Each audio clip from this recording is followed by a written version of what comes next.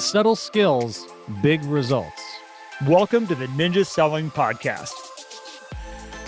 Welcome back to another Ninja Coaching Spotlight. So excited to have another person we can interview today. We have an incredible ninja, and I'm going to real quickly reiterate the reason I love doing these podcasts so much, but also doing these interviews, is this allows all of you to get an insight into true, real ninjas around the United States and how they've found ninja, how they've made it work in their business, and the successes that it's led them to today.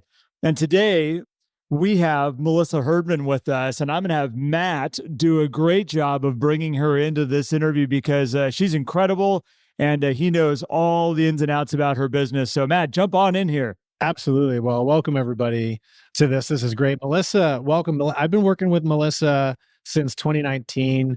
Melissa's with Kirk and Cobb out of Topeka, Kansas, and she's really built an incredible business over the years, and I think is going to really connect with a lot of ninjas out there, particularly those of you who, we're going to get into all the things. So you're going to find out all about it. So Melissa, welcome to the podcast. Excited to have you. Well, I'm excited to be here. Thanks for having me, guys. Absolutely. Absolutely. And, Garrett's probably going to drive a lot of the questions since you and I work together, but obviously we'll chime in and everything. But before Garrett dives in with questions, I'm going to ask one first. Melissa, what would you say is your most favorite thing about Ninja in general, since you kind of discovered it? I feel like Ninja found you in a way because you were already living somewhat of a ninja lifestyle, but what would you say is your favorite thing? I like to do the handwritten notes. I think that is my favorite part because there's so much negativity, and sometimes that's all you hear about is the negativity. But when people get new jobs, people are going to have babies. I have a set of customers now. They've tried a long time to have a baby. They're going to be having one in March. And it was so nice to just, it's nice to just naturally write them a note and just express how happy you are that, they've achieved a goal. I love it.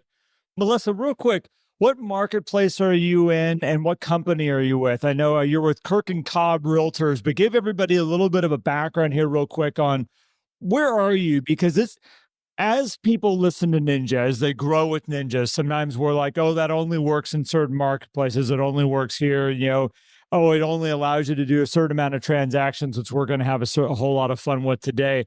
Give us a little background on you, the market. Where can people find you? Okay. Well, again, I'm Melissa Herdman. I work with Kirk and Cobb Realtors. Kirk and Cobb Realtors is a locally owned family company, full service brokerage. It's been around since 1947. My broker, Steve Kirk, has been a broker for over 50 years, and it's an amazing family-owned company. And we have a branch office now in Osage City, Kansas, which is about 30 miles to the south of here. That's where I grew up. It's their first branch office. I am the branch manager there, and I work all over Northeast Kansas. And so you got started in real estate back in 2012. Is that what you told me? Correct. 2012. So you're just starting to figure this whole thing out, right? You're just starting to get comfortable with real estate, and you've seen a lot being in this market since 2012. Yes. I come from a healthcare background. I have had some form of nursing license since 1986. I started out when I was a teenager as a nurse's assistant. Worked my way through and ultimately got my master's in nursing as a family nurse practitioner. So real estate is my second career. What made you say, okay, nursing, now let's go try out this thing called real estate? Well, believe it or not, Garrett, it's not that much different. I love it. I told my old clinic nurse that if she hung around with me for a couple of days, she would think we were just still working in the office. It's listening to people, maybe the answers to their questions, what they're not out saying. When I was in nursing school, I took a class called therapeutic communication. And Ninja is very similar to those techniques. It's building relationships. It's building trust. It wasn't long after you therapeutic relationships, nursing background, you get into real estate. It wasn't very long after you got into real estate that you found Ninja. Give us a little bit of that kind of intro of when you first kind of found Ninja and started to go, this actually fits in with who I am. Interestingly enough, I'm surrounded by ninjas here that don't even know that they're ninjas.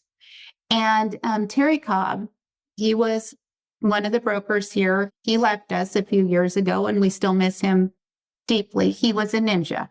He'd gone to installations, and he saw me writing notes. If people went to open house, I'd send them a note. I was thanking home inspectors. When you're new in a business, sometimes people won't give you the time of day or they'll put you off.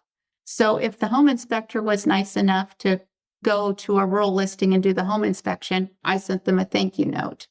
And so he brought me the materials because he said, what you're doing is right. Here, here's some framework to add to it. So your heart was there. It was like, just like, let's give you some, I love that you said, let's just give you some framework. Yes. And nursing, and as a nurse practitioner, at the time I was practicing, you worked under protocols that were set for you by a physician. So you had books, you had guidelines, you can't cookbook it, but you kind of had rules that you worked within. So Ninja was a natural fit for me. I was making processes and checklists on my own, but then once Ninja entered my life, I didn't have to reinvent the wheel. I got it. So now as Ninja's entering your life, just to kind of like paint kind of a roadmap here, 2019 is when you really met Matt and said, I'm going to bring Matt in as my coach. Is that correct? Correct. After several years, I would fill out the stuff for a test drive, and then I would think, oh no, I didn't like coaching before. I'm not going to do that. And then, do you want me to explain why I hit send on that test drive in 2019? Oh, I think we definitely should hear that. Yes. Well, I was going through a divorce. Okay. And when you're a two-income household, it's not as imperative always that business is steady. If you go without closings, life goes on. But I was trying to decide what to do because I had never had to be the sole provider. I had kids in college, one at home still. I was going to have a house to take care of, being self-employed, private healthcare insurance. What does this all look like? So I talked to our office manager and said, gee, I really want to do this. However, I'm just not sure what I should do. And she said, can you give it a year? I said, yes, I can give it a year. And that's when I went and filled out the form to do the test drive, because I thought I need somebody to guide me. I need somebody to help me listen to my ideas, and I wanted to succeed. Matt, you can probably back me up on this. The amount of times that we've watched when we're coaching somebody, when they're in a situation of like, I'm going to make this work. Like there is no other option here. And I love that your office manager said, can you give this a year to make it happen, to bring it to life? And you all of a sudden went, well, if I'm going to give it a year, I'm going to give it the best shot I can possibly have of making this work. Exactly. And it's amazing how many success stories I've heard over the years where they were in a position like that, where it wasn't just like, oh, I can continue kind of being mediocre for a while because it's okay if it doesn't work out. It's like, no, we're going to make this work. So kudos to you. That's awesome. I was a ninja in name only prior to starting coaching. Well, and I'll say, when we started working together, Melissa, like it not only was, I think, the background of what you just explained as to a catalyst but of getting into coaching, but you also wanted to transform your business. You started this business with really no database. And so you invested in online leads. You went through other coaching program prior to finding Ninja, and that didn't really stick with you in terms of the vibe that you were looking for. But you also wanted to start to lean off like buying all these leads as part of it. And I think having the foundation, and this is something that agents and brokers and owners should listen to as well, is having that foundation of a really strong office and ownership behind you and encouraging you was, I think, amazing. And I think that we're going to get into some numbers of the transformation as you really continued to lean into ninja systems, even though you were already doing a lot of them, like handwritten notes and things like that. And also just putting your clients first. I think one of the things that you've always put into your business, even prior to going through an installation, is not getting attached to the outcome, which really allowed you to put your clients first and make sure that they were achieving their goals. And so we were able to build on a great foundation, and it really kind of took off from there, 2019 and all the way through. I mean, even through today. I mean, you're having a great year this year. It was a great year last year. And for everybody who's listening, Melissa, share, because you mentioned Topeka and Osage City, which that was a really fun evolution to getting that office open. But share like your average price point and the transaction volume, because I think a lot of people will hopefully be encouraged to hear how much deal flow you actually manage by yourself. We do have a closing officer and we have an MLS coordinator, and our office manager is the best PR person in town. So to be fair, those folks do a lot of the stuff that I don't like to do. Like transaction coordination and stuff. Yeah. That allows me to spend more time with the buyers and sellers and get to know them and develop relationships there. Spend more time maybe helping the seller get their home ready for market. Because even when things were selling with iPhone pictures featuring dirty underwear on the floor, we were still prepping our listings. Always a big seller. But you saw it. Oh, yeah. You saw it. I'm sure you've had coaching clients that sent you pictures. Yep. We doubled down on our listing prep. We didn't skip steps. We still had the photographer come out. And as a matter of fact, not to toot my own horn, I started staging, because real estate, as with healthcare, is a continuum. And that is going to swing back and forth. And I knew that, this wasn't going to last. And when you had to work to sell a listing, that was by golly going to be my time to shine. Well, and you're doing all this when we started in 2019, your average price point was $120,000. Yes. Right. So offering all of those services. Now I know your average price, it's grown. I mean, appreciation has helped too, and you're well over 200,000, but still a lot of people think, gosh, you're like, is it worth investing those things into a $150,000, a $200,000, even a $250,000 listing? And obviously we know the answer is yes. And Melissa, how many deals per year are you doing now? Between 90 and 100. It's pretty impressive. Yeah, I wanted to throw this on the table here because I hope people can follow with us here because I know you're listening. But so in 2018, before getting a coach, you worked with 39 buyers and 24 sellers. You were doing a lot of transactions and a good business. I mean, you'd figured out how to make this business work for you. From there, you did this nice, steady growth once finding Matt, which I think is absolutely amazing. I'm just going to kind of jump forward here. We're going to go again, 2018, 2019, you found Matt, 25 sellers, 34 buyers. And then we went to 47 buyers and 40 sellers. And if we jump up to last year, 42 buyers and 67 sellers. Everybody who's listening. Over 100 deals. 67 sellers, 109 transactions in 2022. And I know there's a lot of people listening out there going like, oh yeah, but those were the crazy times. And it was all, okay, 2023, currently right now, we're interviewing you on October 25th of 2023.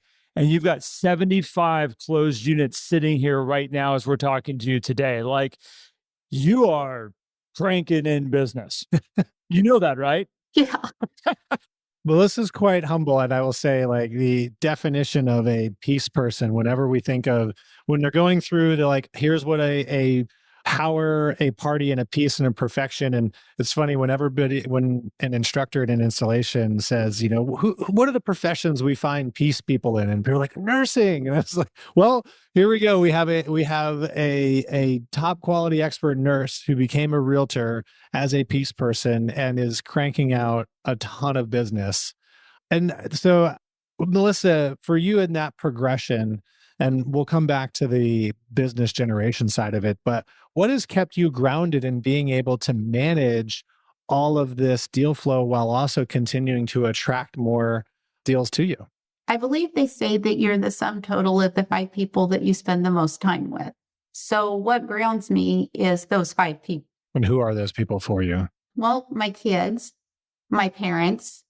I guess I'm getting more than 5. And then, of course, my fiance, who puts up with all kinds of craziness. And I do have good friends that understand that maybe we're going to meet at 7, but I'm going to show a house first, or we can't leave quite yet because I'm writing an offer. And you were managing this too as a single mom.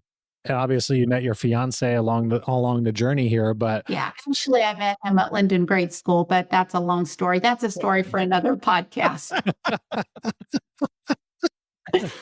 well, yes, a long history of knowing each other, but That's awesome. you had a lot of transitions with your kids and going off to college and all of these things, and you're still managing a high deal flow.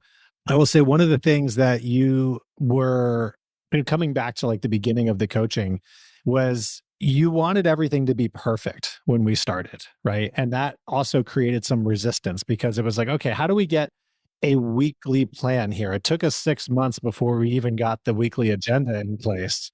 And I think part of that was you were looking for perfection. But so tell us a little bit about your journey of, okay, it doesn't have to be perfect. I just need to start doing some things, but I still want to strive for excellence. So tell us a little bit about that kind of growth for you as well. Well, sometimes you prioritize, and notes are important to me. They're a non-negotiable. I get up at 4:15 in the morning, I work out, and then I come home to get ready for the day. And I've already done my gratitudes.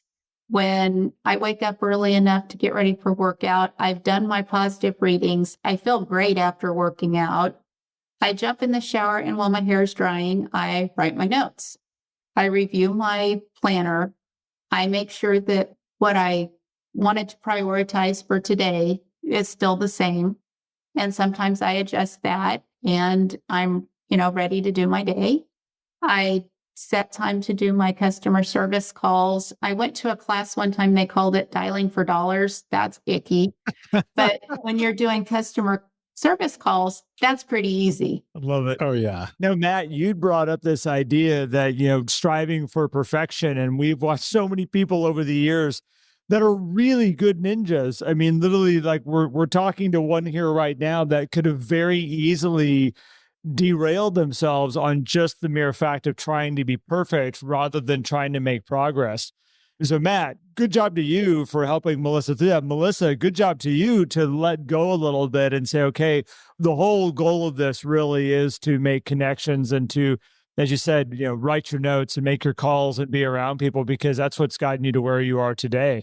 But sometimes it's hard to let go of the perfection side. Yes. So well done. But if you truly care about people, the things that you prioritize, you will get done. And you have to look at it that way. And I would say, like, you prioritized your routine above everything else. You realize, okay, well, if I really want to make the time for this, being able to manage a household and kids. And by the way, living in the area of Kansas that you live in, it's not, when I think about time, I think about how much time you spend in the car because you drive long distances, right? Yeah. You said, well, then I have to wake up early, right? But you also go to bed early. We don't need to get into a whole routine thing, but people are like, oh gosh, 4:15, that sounds outrageously early.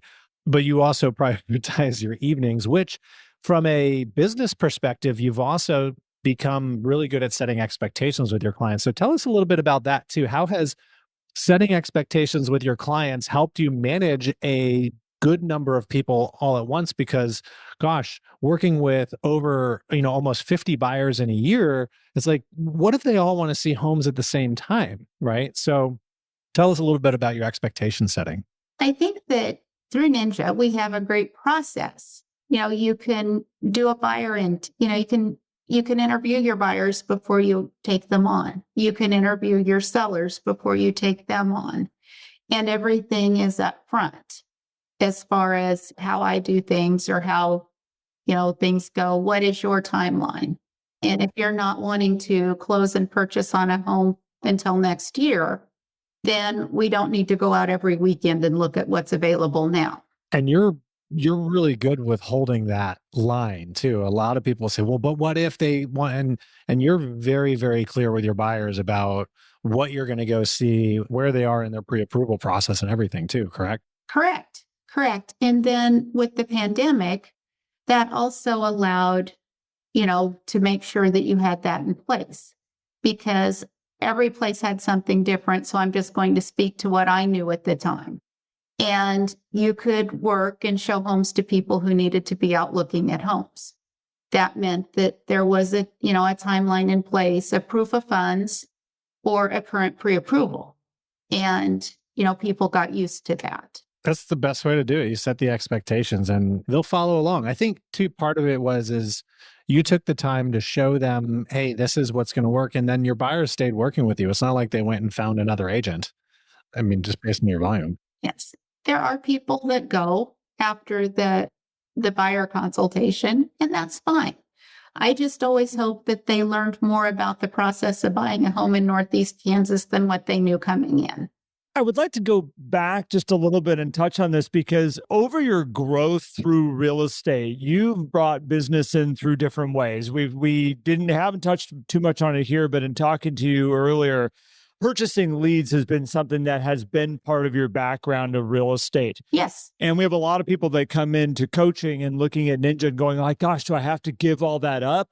Like if I'm going to be, being a true ninja and implementing Ninja in my world. And as Matt shared with me and you've showed me, you did a great job of using that as a tool to build a foundation for yourself, that now you're at this position where, from what I understand, you do not purchase any leads anymore, and your business is pretty much 100% referral for the most part. As you said to me, every once in a while you get that odd, sign call or whatnot that kind of comes in. But tell me a little bit about that process for you, because I know that I always tell people, don't get rid of anything until you're ready to get rid of it. Like if it's a substantial piece of making your business work right now.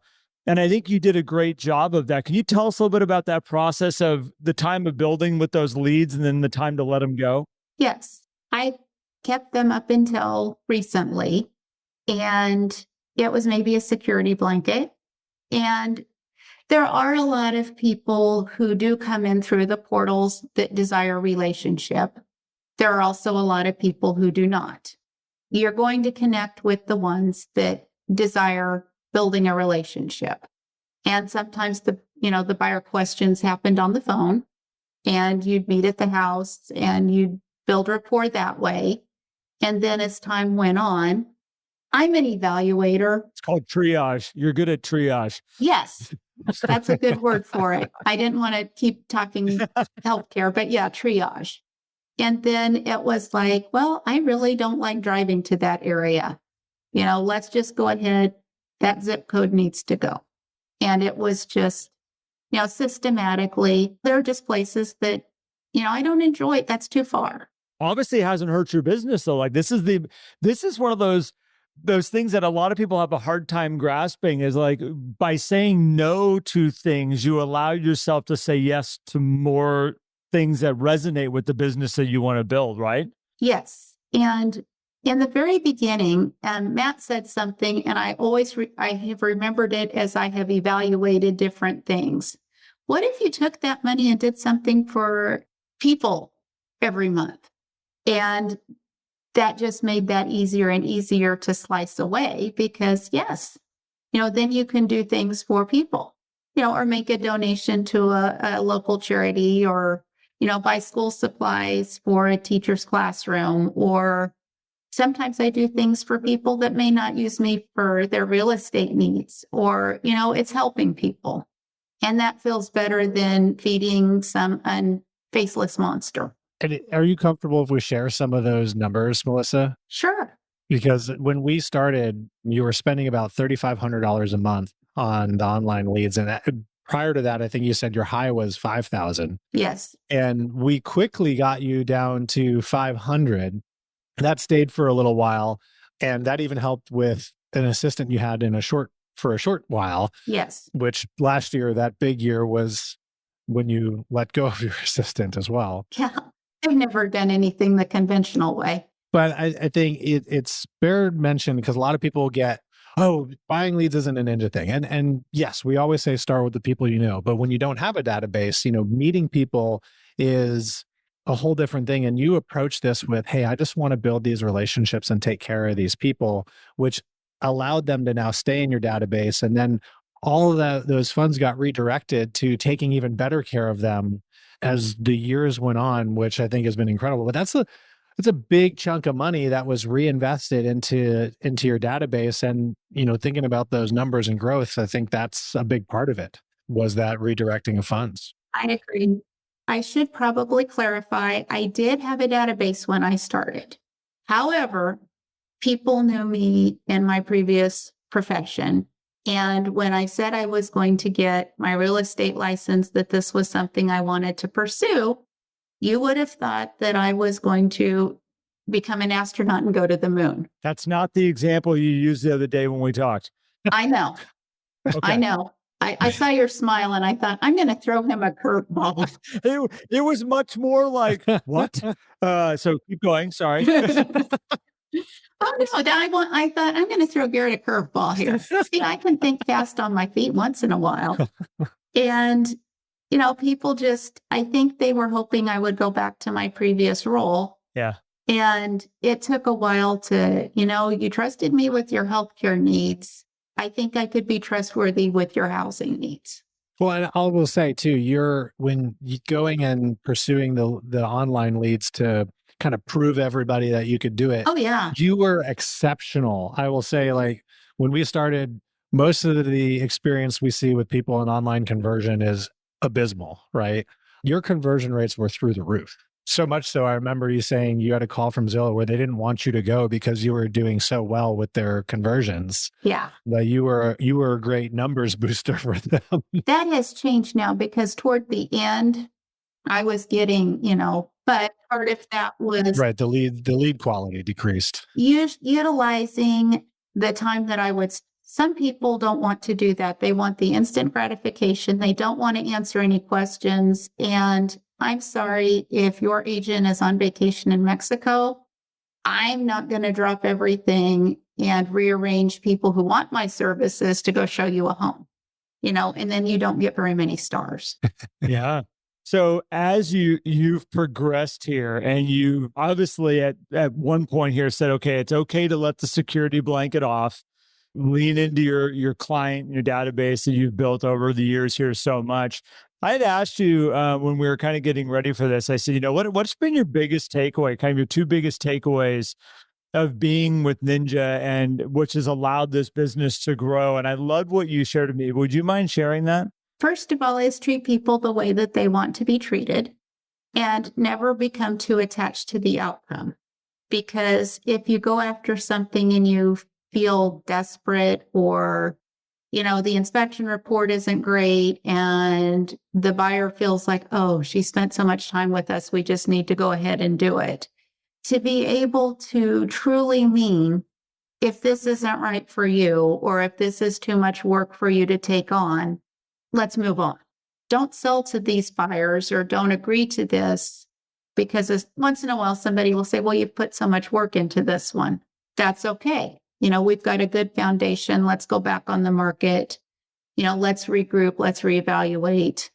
Let's be ready for the real buyer. Melissa, what I love about that so much is I bought and sold a lot of homes in my lifetime so far. I'm going to buy and sell a lot more. And I've been in that position where we've worked really hard to find a house. And there's been time invested, and the realtor, who I love, has put a ton of time and energy into it. And that is an odd factor that you bring in of like, I just want to, I don't want to put them through this any farther. They've worked so hard for us and whatnot. And at the end of the day, that does build a weird resentment when you actually buy the house and you're like, why did we buy this thing? Like, why did we get ourselves into this situation? And when you have a true trusted advisor that can be detached from the outcome, that say, don't make this about me, you guys. Like, this is about, like, as you said, don't take on more than you need to take on with this home. I think it's a very comforting place to come from for the client so that you can truly be their trusted advisor and not put them into a bad position potentially. So I love the way you said that. I tell buyers all the time, I'm not going on your mortgage and I'm not moving in. So you need to do what's best for you. That's a great way to say it. I love that. I love that. Melissa, thinking of sharing insight for other ninjas as we're going through this dynamic marketplace, I'll call it, and your consistency just seems to be unfeathered. What advice would you have to ninjas in the marketplace right now thinking about setting up their next year? What would be one or two pieces of specific advice you would give them? Put some extra thought into your 2024 business plan. Don't just go through the motions. When you're putting pen to paper, be thoughtful, be, specific, be mindful of different things, lean into your people, and don't always buy into what the media, you need to know what the media is telling your customers, but that doesn't mean that you need to pick up that energy. It's a really good point. People are going to have life changes and they're going to be buying and selling. Just like in healthcare, in real estate, we are not always working with people when they are at their best. When I met Matt, I was certainly not in my best life at my best. And as we brace for 2024, continue the processes. I'm sure that your phones are blowing up with all kinds of shiny objects and investments and ways to get 5 seller leads a month or whatever. You pay thousands of dollars, or maybe you just pay at settlement.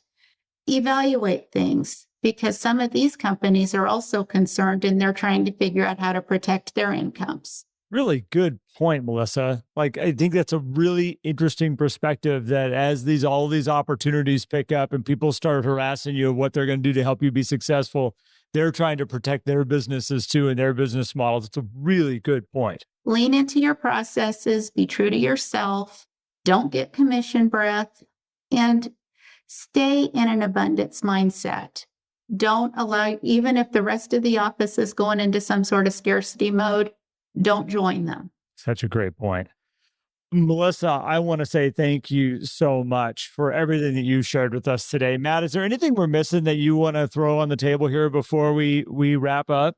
I mean, there's so many things we can talk about with Melissa. I think the biggest thing that I love sharing about Melissa is just her, and we've said it multiple times, but her focus on making sure her clients are taken care of, doing it in a way where she's still managing her own time, setting the appropriate expectations so that she can have the life that she wants, right? I mean, particularly now she has a grandbaby and has been enjoying that and going and seeing her kids at college and being able to do all that while still running a really, really highly successful business here. And I think a lot of that, in my opinion, I mean, obviously I'm biased, is due to her running her ninja systems, but really also having clarity on why she's doing it and following. And as she said, putting that extra time in her business plan. One thing we didn't really talk about is Melissa's very diligent about following her plan too. She looks at that business plan and she sticks to it, which is why there's consistency. Except for this January when Well, the one time. Yeah. You have to be ready to pivot. I mean, that's just life. Yeah, of course. Well, and one thing I want to share, and I've had the pleasure of knowing Melissa for a while now, and I will tell you that the heart of a ninja is one of the things that can overcome a lot of other stuff going on. And unfortunately, we all go through life. And I say unfortunately because things happen. You'd mentioned divorce. You'd mentioned other things that you've gone through. And those are not things that you wish upon anybody, but it is part of life. And we lose loved ones and other things happen. And at the end of the day, to keep yourself focused, to have a plan of a trajectory in a life that you're building and a place you want to go to. But I really don't want to graze over the heart of a ninja. In my time I've been able to spend with you, the mere fact that we started this whole thing out where you jumping directly into handwritten notes and how much you love handwritten notes, you had the heart of a ninja before you found ninja. Correct. And from there, you basically just grown upon it. And I just want to say thank you to you for embracing it the way that you have. And that heart of a ninja will carry you a long way. You're a prime example of it. You've done tremendous in this. And I'm sure we're going to hear a lot more about you continued down the road when it comes to your success with Ninja and the systems in your real estate business. It's amazing. Well, thank you. Thank you. But I also think that as ninjas, we also need to be willing to help other agents. And I think that that's important. I know we're competitors, but you also need to provide leadership and guidance when you can. And when you see somebody going down a wrong path, you need to be willing to say, hey, let's talk about this. It doesn't seem like the buyer really wants to buy. Can you talk to me about why we're trying to ramrod this through? I love it. And Melissa is such a great giver in that way, sharing insight and leadership. A big reason why you're a managing broker of, an office, and you also are just extremely highly respected, not only within Kirk and Cobb, but within Kansas real estate in general. So thank you for being you, Melissa. Thank you. Appreciate you so much. Thank you. Because, Matt gets a lot of credit for this because sometimes, No, I don't get any credit. like I had mentioned to you, Garrett, when you have a ninja coach and he says, okay, before I talk to you next time, you need to hire somebody to clean your house and mow your yard. What are you doing? Yeah, we did talk about that. Yeah, that was one of my directives one time. I don't want to talk about business. I want to talk about these two things. It's the little things that sometimes you overlook and we don't realize what's stopping us from being the best we can be. And it's like, why are you still choosing to go out and mow your grass every single week? Garrett, it wasn't every single week. It's 6 acres. Okay, that's a whole nother story we got to get into at some point in time. That's not mowing your grass. That's mowing the field is what that is. I was about to say, the time spent mowing property, harvesting. Yeah. Well, Melissa, I want to say thank you to you. Matt, thank you to you also. You have built an incredible relationship here with Melissa over these years. You've mentioned, all of your successes so many times with me. And it's just so cool to watch how these relationships build with a coach and a ninja out there. So to all of you that listen, thank you for participating with us today. If you have questions, comments, please leave them below. And again, thanks to everybody who listened. Melissa, thank you. You're an amazing ninja, and keep it going, okay? All right. Thank you. Thank you, Matt. Thank you, Garrett. Thank you. Thank you, Melissa. Thank you, Garrett. Thanks, everybody, for tuning in. Catch you on the next one. If you enjoyed today's episode and would like more, visit us at theninjasellingpodcast.com. There you will also find links for more information about ninja selling and coaching. Have an incredible day.